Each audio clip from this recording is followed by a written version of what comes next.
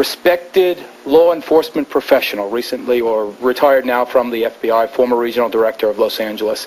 Do you, sir, believe that these dreadful allegations of babies being sacrificed are true? I absolutely believe it, without any doubt.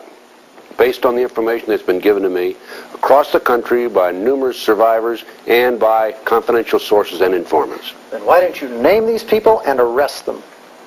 Never a name, never an arrest. These women come out of a group and they insist that they know the people in the group, and yet they do not identify these large mysterious cults. Name them and arrest them and get them off the street. Does he not make a valid point? He makes a valid point.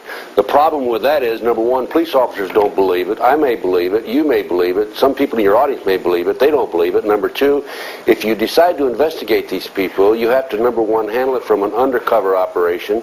If you put an undercover operation into effect, then you have, in a sense, your own police officers become involved in these heinous crimes, and they are, of course, become murderers.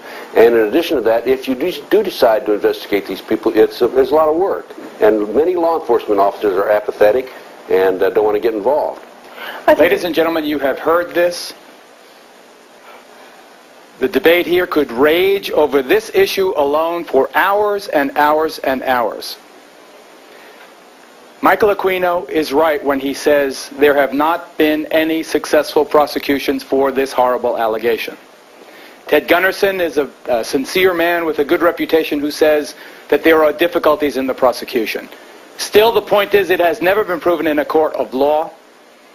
Obviously, it needs more investigation, but if these things are happening, then there should be a national task force of federal and state and local cops working together to prove or disprove. Because this is just unacceptable, this impasse.